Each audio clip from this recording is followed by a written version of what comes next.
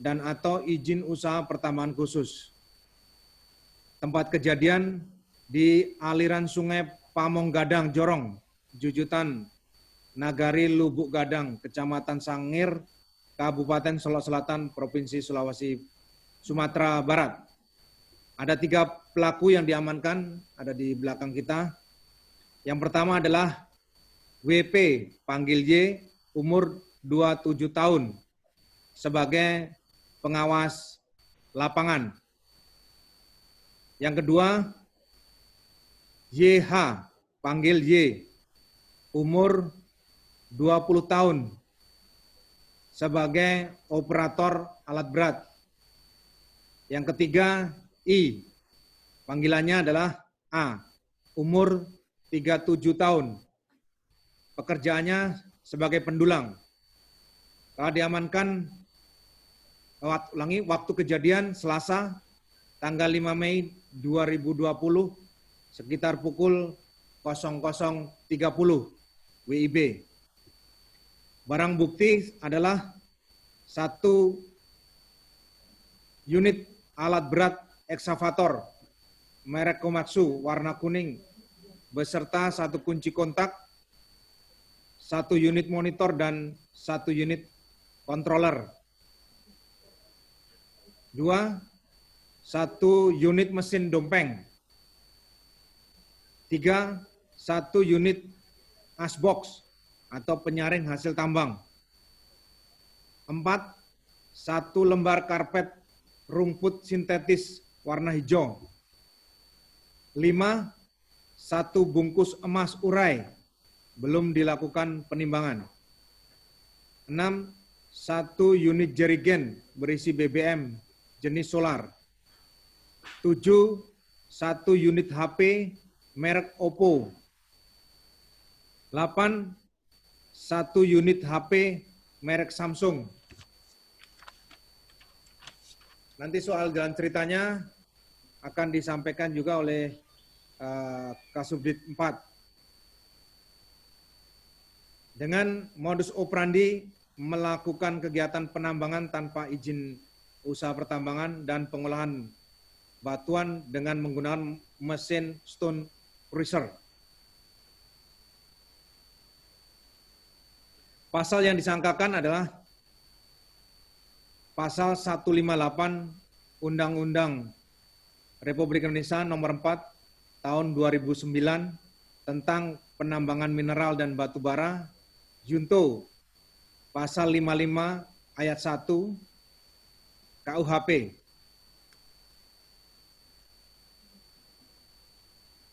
Sementara itu, mungkin kronologis kejadian akan disampaikan oleh Kasubdit 4 AKBP Bandot. Silakan.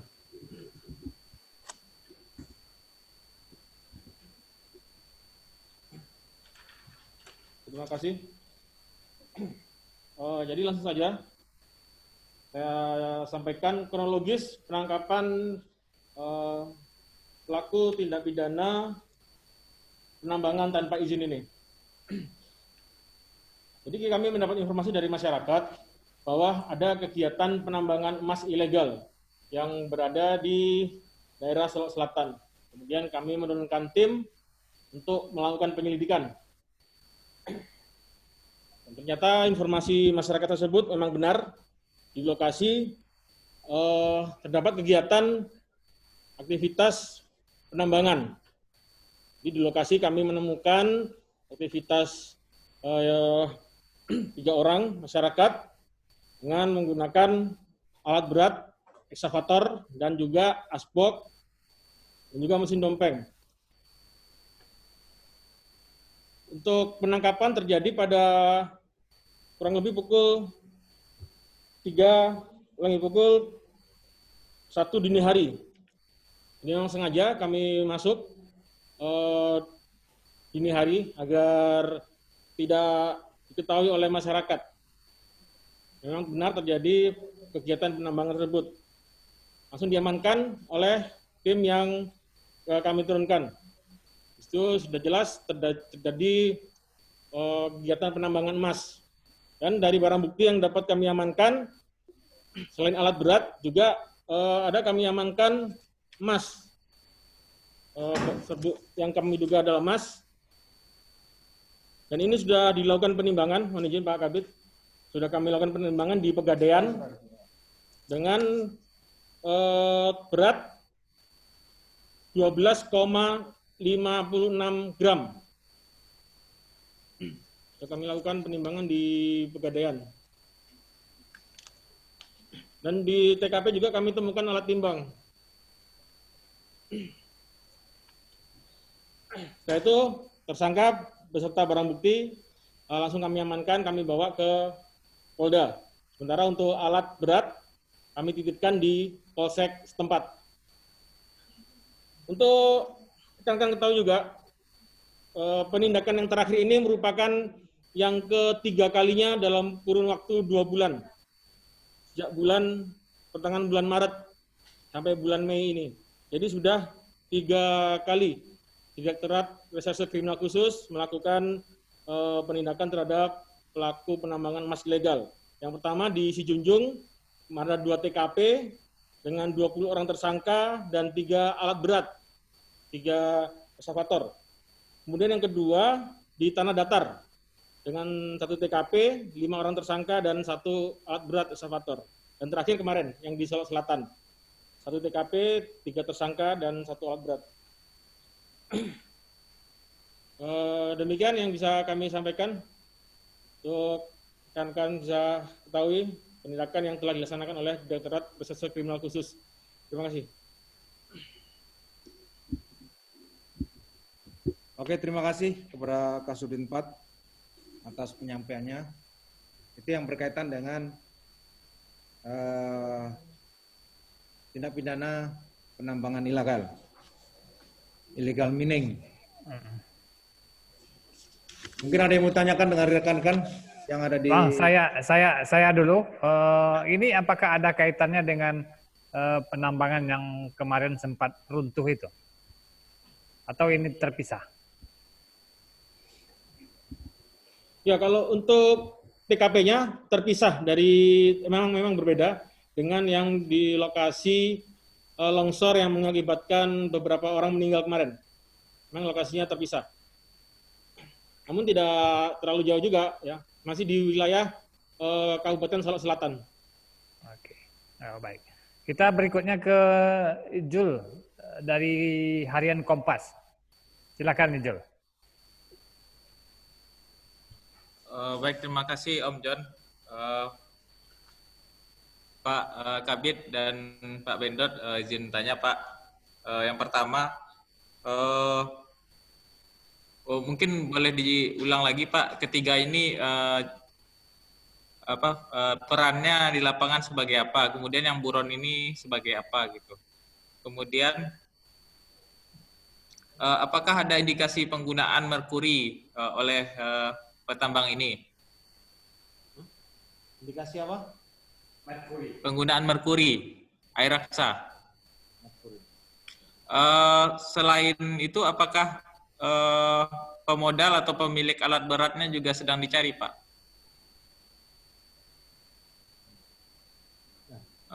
Baik itu Pak, terima kasih. Baik, kami jelaskan lagi untuk peranan dari masing-masing. Jadi untuk nama WP, panggilan Y, peranannya selaku pengawas lapangan. Kemudian yang kedua, YH, panggilan Y, peranannya selaku operator alat berat. Yang ketiga, I, panggilan A, peranannya selaku pendulang. Nah, kemudian yang berikutnya untuk pemodal, ya, pemodal atau yang mendanai. Jadi dari hasil penyidikan, ya, memang mereka ada yang memodali dan itu sudah kami lakukan pencarian terhadap yang bersangkutan. Pada intinya, tiap kasus illegal mining kami akan berantas, kami akan tuntaskan sampai ke akar-akarnya, termasuk ke pemodal. Terima kasih.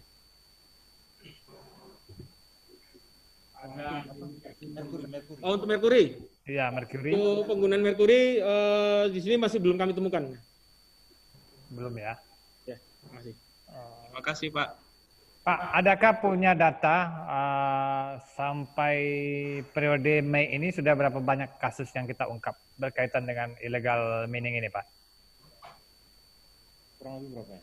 Ada dari bulan Maret tadi 3. Sekitar 3 kasus, Bang. yang Oh, sudah 3 kasus ya? Dari Maret, Ya. Sampai Mei? Maret sampai Mei. Oke, siap. Baik. Ada lagi kawan-kawan? Ya, Zul. Bang Halo? Zul, silakan. Ya. Ya. Terima kasih Pak Kabit. Saya dari Mang Enyos.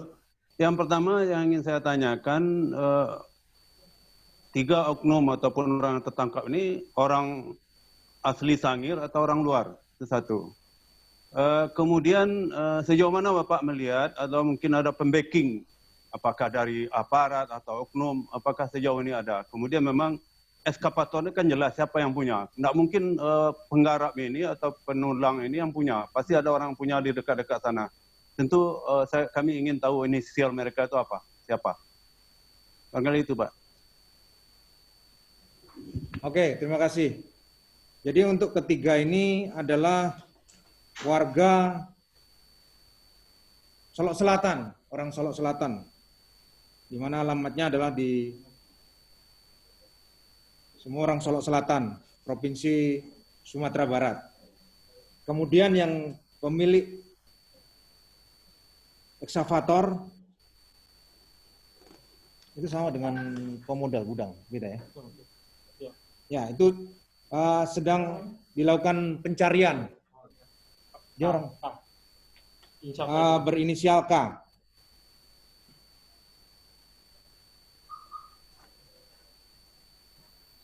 Ya, kemungkinan sejauh mana ada backingan dari oknum-oknum lain, Pak? Kalau ada soal backing atau ini, Belum ada. sementara belum ada, Bang. Belum ya? ada Baik. informasi tentang backing dari aparat. Terima kasih, Pak. Oke. Lagi yang berkaitan dengan kasus ini yang mau menanyakan? Mas Eko mau bertanya dari Dharmasraya sana yang banyak kawasan tambang juga. Iya, Bang. Iya, silakan. Halo. Mas Eko. Selamat siang, Pak. Halo? Ya, Ya, oke. selamat siang. Lanjut. Iya, Pak. Kami dari ini, Pak, kameramen Indonesia di Dharmasraya mau menanyakan tentang maraknya illegal mining di daerah Dharmasraya ini, gimana antisipasinya nantinya, Pak? Itu aja. Ya, itu aja. Siap. Oke, terima kasih. Itu salah satu masukan dan laporan buat kita. Nanti juga akan kita tindak lanjuti. Pasti ada tim akan mengevaluasi ke sana, apakah mereka ada izin atau tidaknya. Kalau tidak ada izinnya, pasti akan dilakukan penidaan dan penertiban. Ya. Satu lagi, Bang. Halo? Ya, lanjut. Pak Kabid Humas, saya mau nanya ini tentang kasus illegal logging ini, yang kayunya yang ditangkap, ini pelakunya yang di Sungai Tambang. Sekarang kan mobil truknya ada di Polsek Pulau Punjung. Bagaimana kelanjutan kasusnya, Pak? Nah, mungkin Pak Subdit 4, silakan. Itu untuk kasus illegal logging yang mana tadi disampaikan,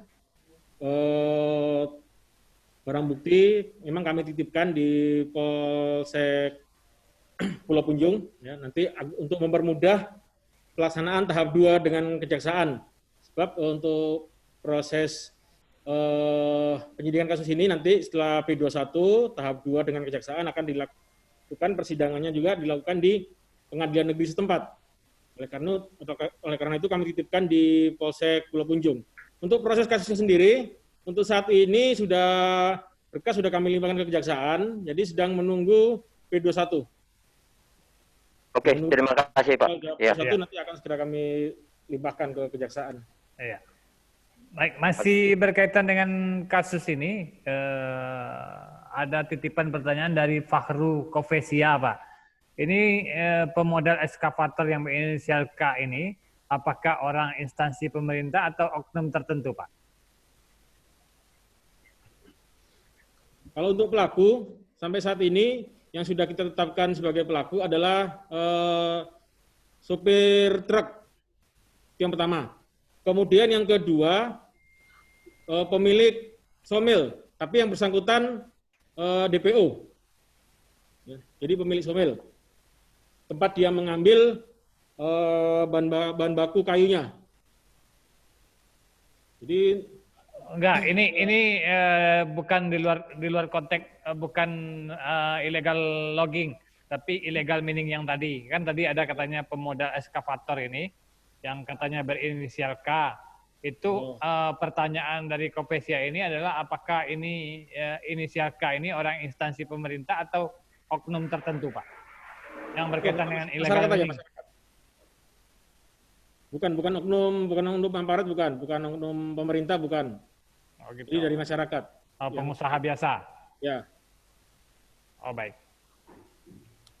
Masih ada kawan-kawan yang berkaitan dengan illegal mining? Kalau tidak ada soal illegal mining, kita mungkin membahas soal di luar ini. Terima kasih informasi tentang illegal miningnya Pak Kabid. Kita mungkin berkaitan dengan antisipasi Kamtibmas menjelang Lebaran Idul Fitri. Oke.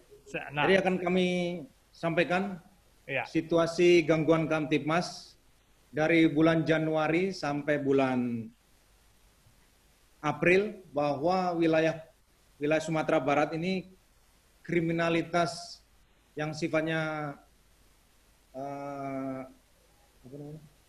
tradisional, konvensional itu mengalami penurunan. Kalau kita sampaikan untuk di bulan Januari 2020 itu ada 1.158 kasus. Kemudian di bulan Februari ada 1.135, di bulan Maret 984, dan di bulan April 826. Jadi mungkin karena faktor COVID ini kriminalitas mengalami penurunan dan kita berkonsentrasi kepada merebak atau pandeminya virus corona. Sehingga di Januari sampai Februari jumlah kasusnya ada 4.103, yang kita selesaikan 2.872. Itu berkaitan dengan gangguan Kamtibmas selama 4 bulan dan kasusnya mengalami penurunan.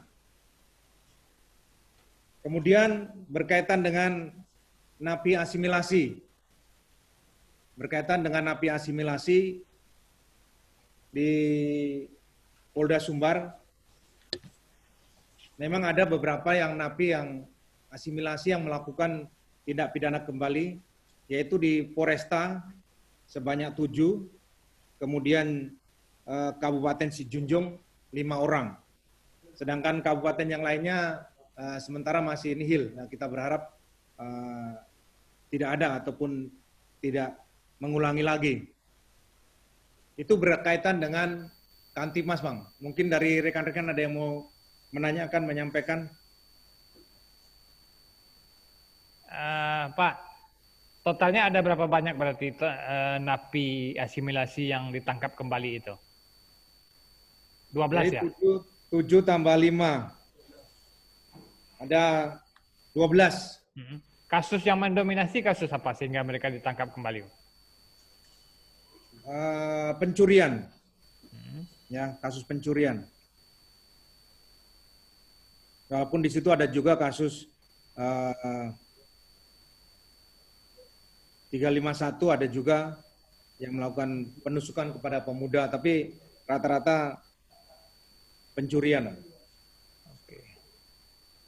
Sudah 12 kasus ya, dan pencurian yang mendominasi. Ya. Oke. Terkait dengan PSBB menjelang Lebaran bagaimana ininya antisipasi kita?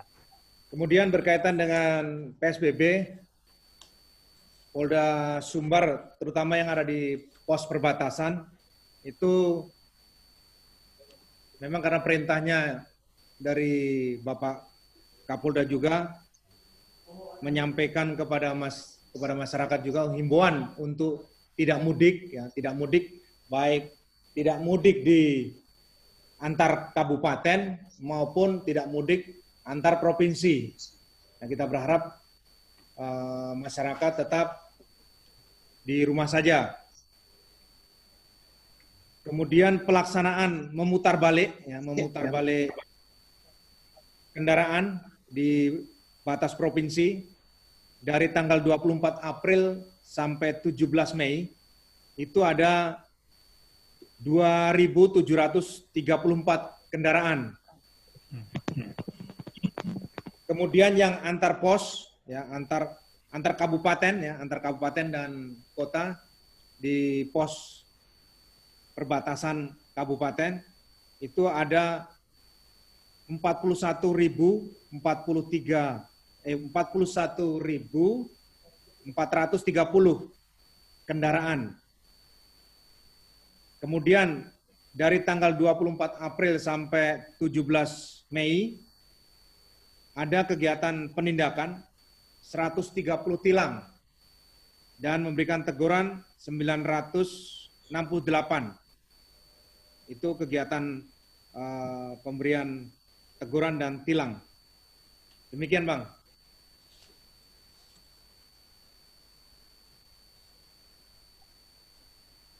Halo?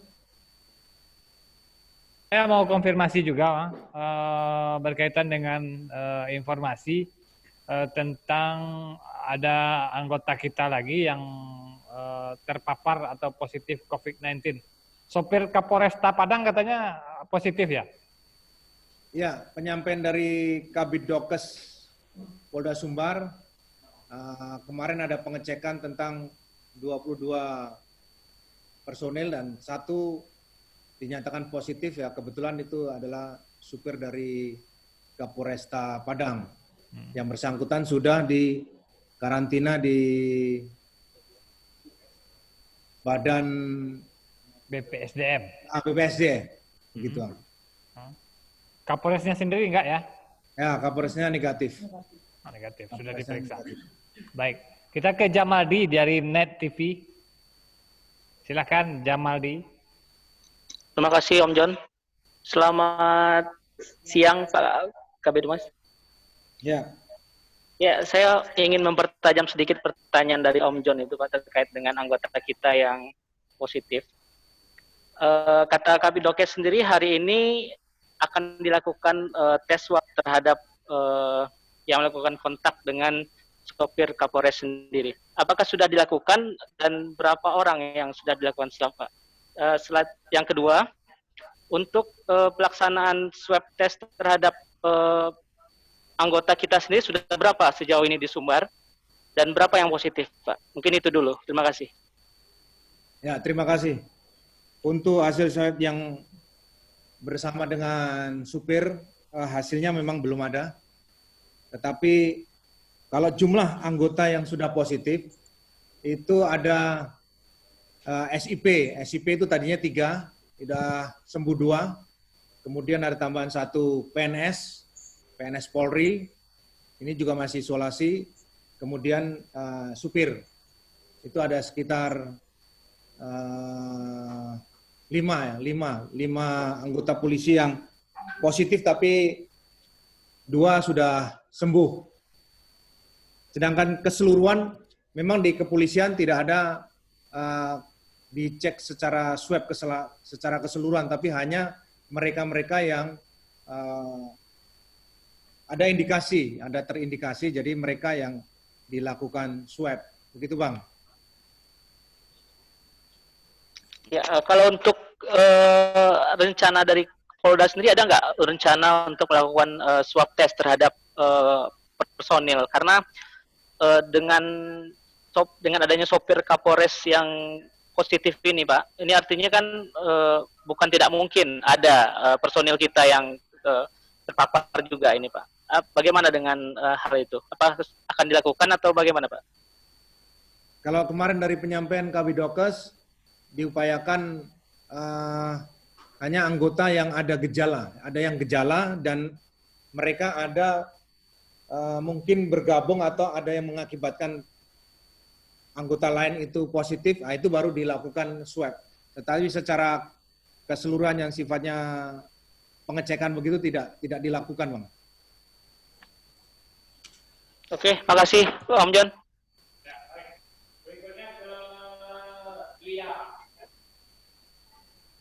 Selamat siang, Komandan.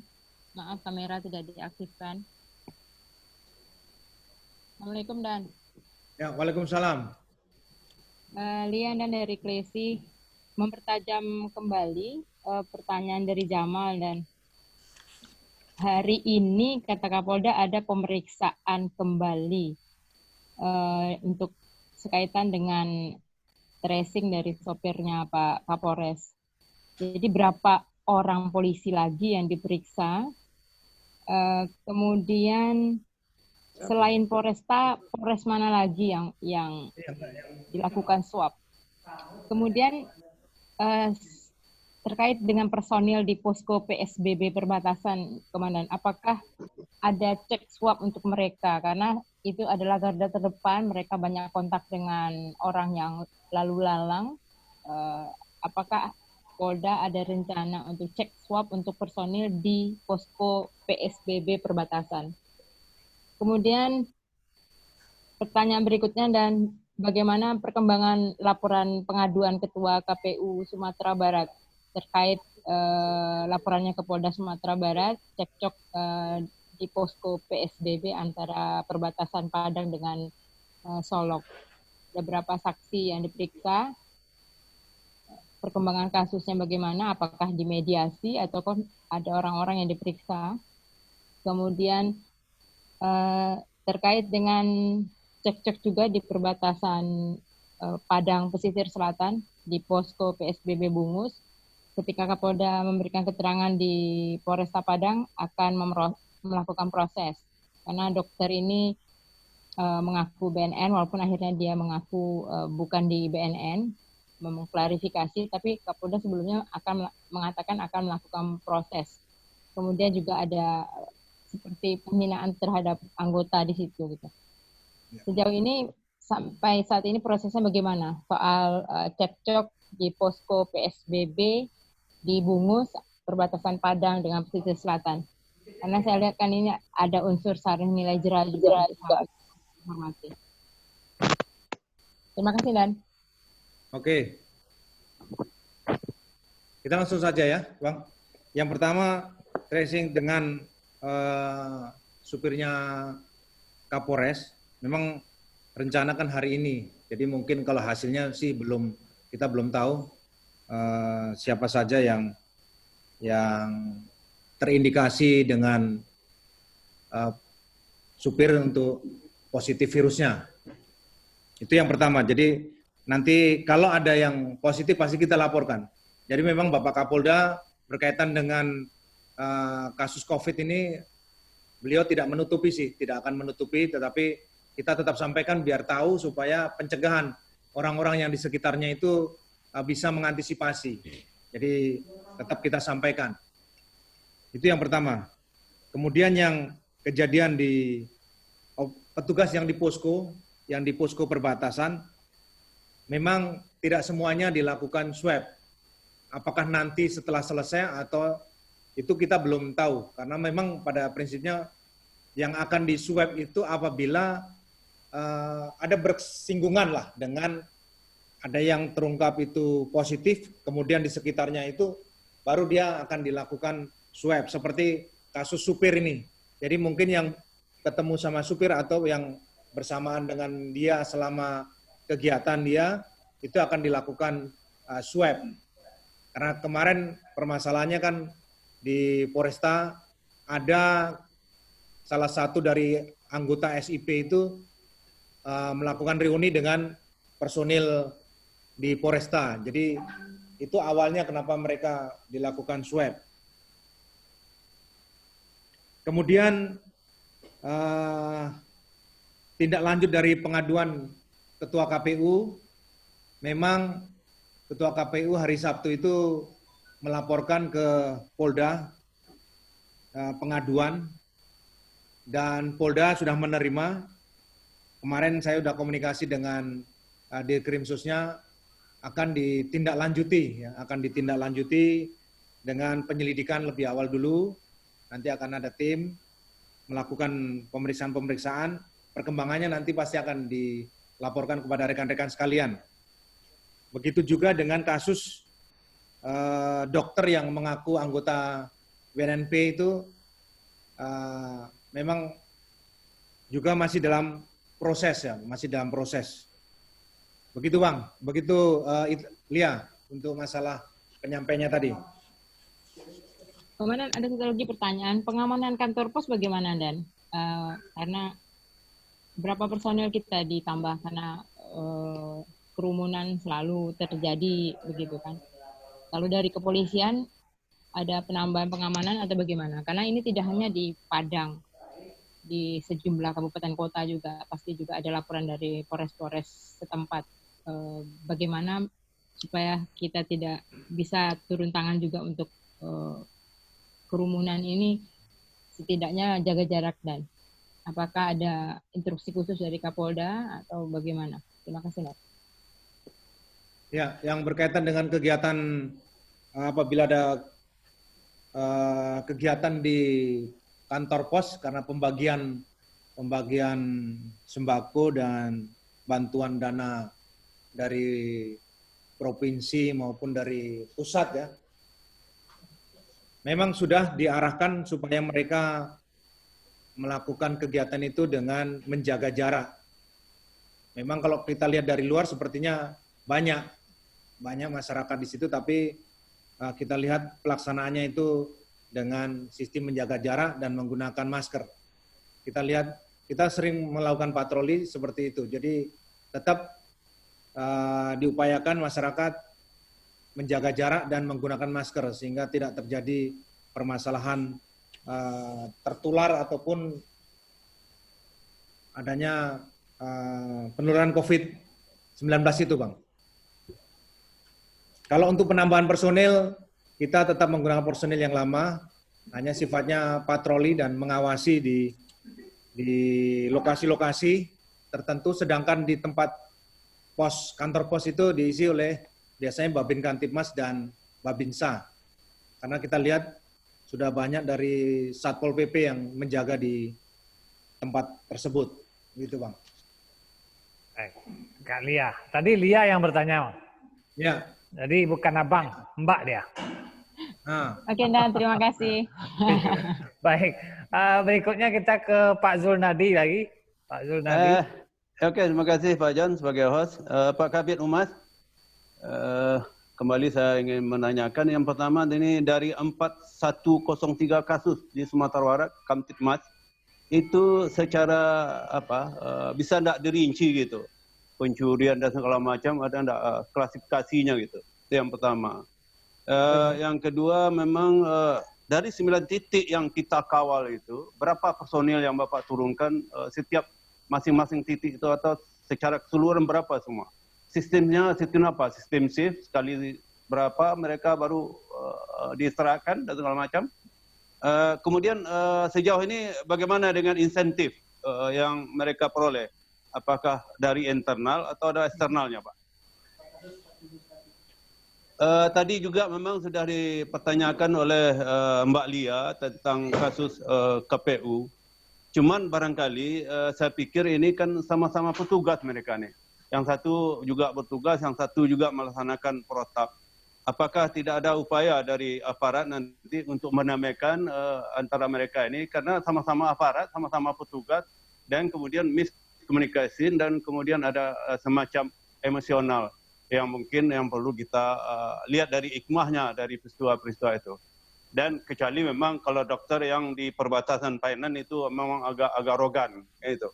Tapi yang untuk di Lubuk Perahu ini bagaimana kita nanti bisa mengupayakan untuk bisa berdamai. Itu barangkali masukan barangkali Pak. Terima kasih. Ya, yang pertama masalah jumlah personil yang di perbatasan. Ya. Memang di sana ada TNI dan Polri, dan juga ada 2 operasi, yaitu Operasi Amanusa dan Operasi Ketupat Singgalang 2020. Jadi itu kekuatan yang ada di pos perbatasan. Kemudian yang berkaitan dengan pelaporannya Ketua KPU, karena kasus ini adalah kasus delik aduan, tetapi nantinya kalau dari pelapor dan yang dilaporkan ada mereka berdamai, nah mungkin itu bisa diselesaikan dengan baik. Tetapi sementara karena ini delik aduan, dari Polda sementara masih melakukan proses. Begitu Bang ya. Kasus Mas, kasus 4103 kasus itu jumlahnya kan dari Januari sampai April itu. Itu kalau di ranking kasus apa yang terbanyak? Pencurian apa segala macam atau apa namanya? Oh, ya. Ada semacam pembagian. Jadi kasus yang 4.103 itu yang kejadian ini rata-rata kasus pencurian. Kami mohon maaf data lengkapnya memang tidak kita mintakan, kita hanya minta secara keseluruhan. Begitu Bang. Baik, terima kasih. Pak Zul, berikutnya kita ke Andri dari Viva News ini. Silakan Andri. Ya, selamat sore Pak Kabid. Ya, selamat sore. Saya mau bertanya, ada beberapa poin di sini.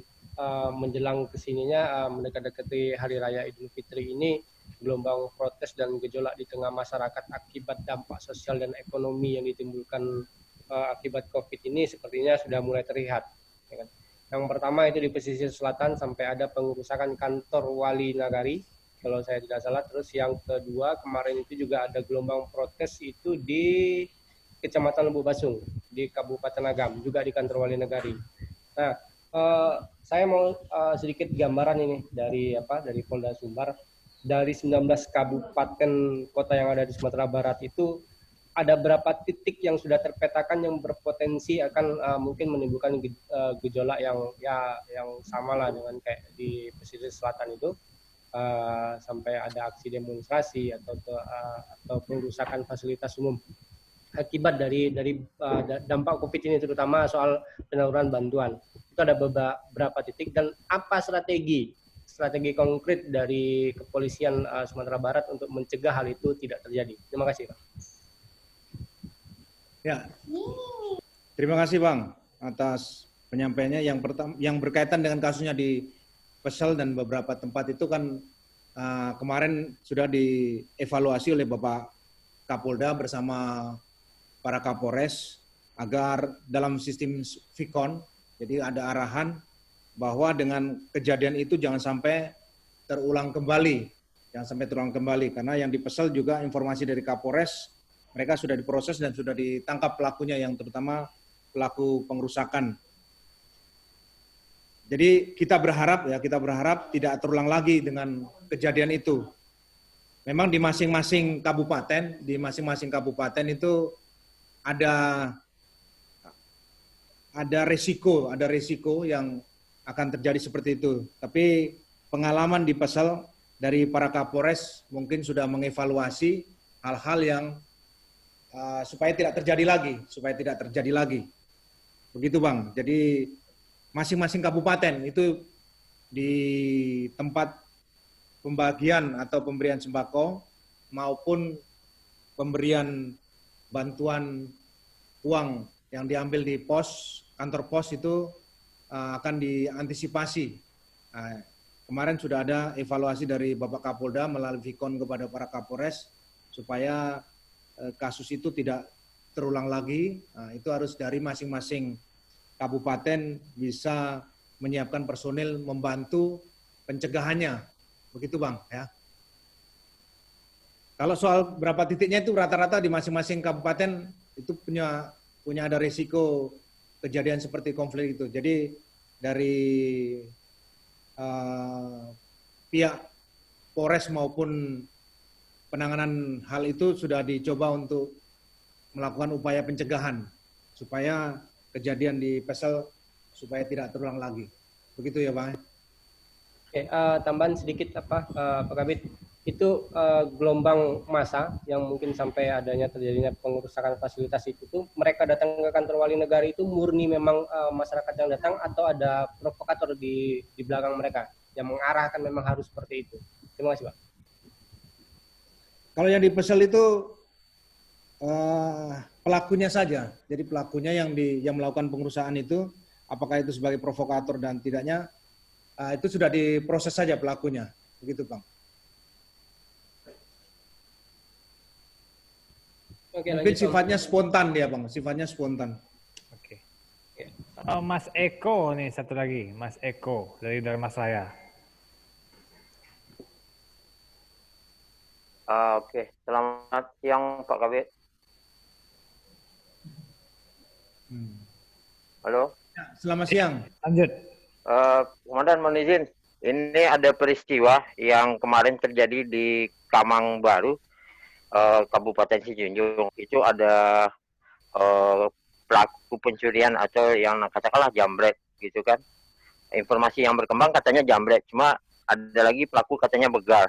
Jadi mohon penjelasan Pak Kabit Humas tentang pelaku tersebut dan kasusnya bagaimana. Kabarnya kan diamuk massa kemarin dan videonya juga beredar di media sosial Pak. Sekian Pak Kabit. Oke, terima kasih. Wah, mohon maaf, saya belum monitor tentang itu. Nanti kami cek kasusnya. Nanti kita sampaikan lah ya tentang yang kejadian di Sijunjung, Dharmasraya. Ulangi Sijunjung ya, kejadian jambret di ya di Taman Baru. Jambret di amuk massa, satu kampung itu kelihatannya. Ya, mungkin ini yang terakhir, Pak dari Fahru Kofesia. Ini titipan pertanyaannya, Bang. Sejauh ini apakah sudah ada laporan penyelewengan dana COVID yang diterima oleh Polda Sumbar? Apa kemudian upaya yang dilakukan oleh pihak kepolisian agar dana ini tidak diselewengkan? Untuk penyalahgunaan itu belum ada laporan, tetapi dari tim Krimsus itu ada turun juga ke memonitor tentang pembagian dana itu, Bang. Sementara belum ada laporan untuk kasus penyalahgunaan itu. Tapi upaya kita apa? Ada tim yang melakukan pengawasan dari beberapa tempat di sana. Dari Krimsus memang sudah ada tim khusus untuk memonitor dan mengawasi pelaksanaan pembagian bantuan tersebut, Bang. Di seluruh tempat? Ya, rata-rata di masing-masing kabupaten itu, Bang. Sudah ada tim yang mengawasinya. Tapi belum ada laporan secara khusus untuk sudah ada penyelewengan atau belum. Itu. Oke. Ini mungkin yang terakhir, Jamaldi. Silakan Jamaldi. Ya, makasih Om John. Pak Kabit, ini ada yang tertinggal sedikit pertanyaannya. Untuk yang kasus bayi Isyana sendiri sejauh ini sudah bagaimana? Sudah sejauh apa nih Pak Kades? Pak Kabit, apakah sudah ada yang diperiksa atau sudah ada yang ditetapkan sebagai tersangka? Terima kasih Pak Kabit. Ya. Yang kasus bayi, kebetulan ini yang menangani ada di sebelah saya. Mungkin bisa menyampaikan secara umum saja, silakan.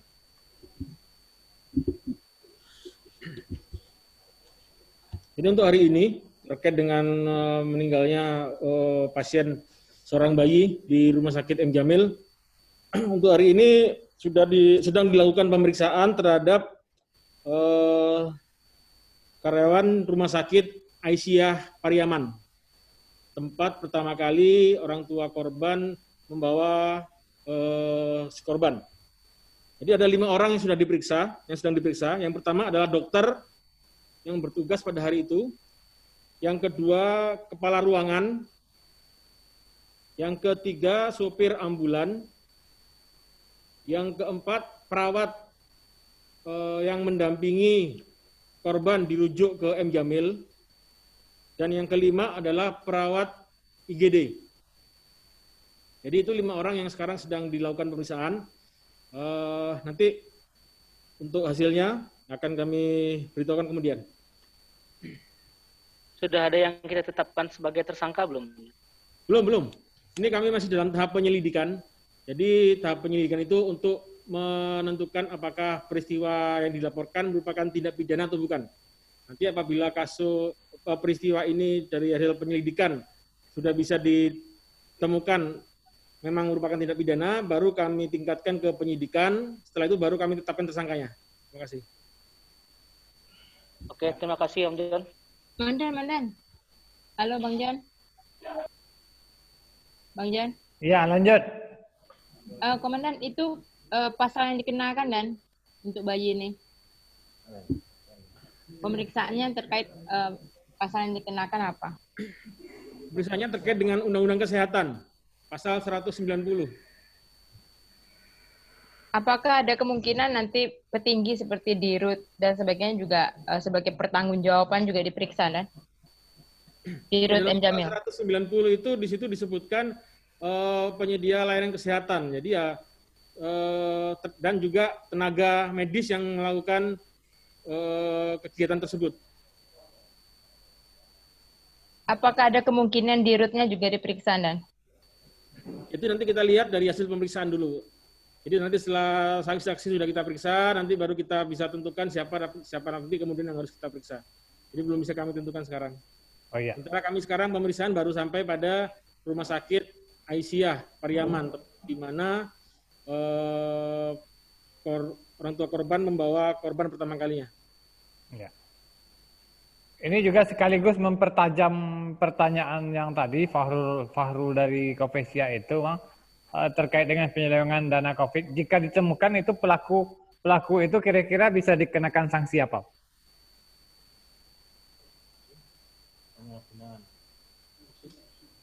Yang COVID tadi ini. Yang kalau ada penyelewengan, jika ditemukan, misalnya ada ditemukan, itu kira-kira sanksinya apa, pasal yang bisa menjerat mereka itu kira-kira? Yang jelas kalau itu terkait dengan dana COVID, itu kan menyangkut ke keuangan negara, ya. Jadi kalau keuangan negara ada penyelewengan di situ, sudah pasti kita kenakan ke Undang-Undang Tindak Pidana Korupsi, Pemberantasan Tindak Pidana Korupsi. Oke. Oh baik. Oh, oke lah. Baik, terima kasih. Masih ada kawan-kawan?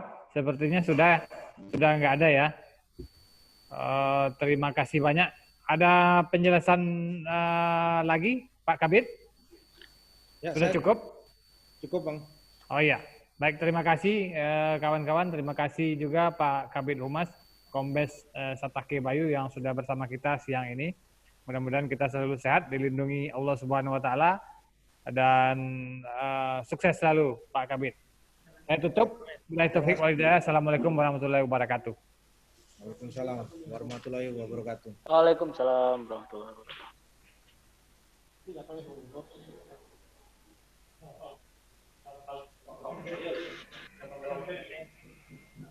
Ija, itu bayi yang orang tuanya melapor tuh, Ja? Iya, Kak. Itu yang bayi Isyana itu. Hampir lupa tadi leh. Oh, untung lu kenal loh. Iya, itulah. Kak Nyonyon ini terbaik sekali ini. Karambi juga. Laris, bagian rekaman Laris. Kurang gaya bayi Isyana tuh bisa berbalik tuh mah. Dilihat nanti.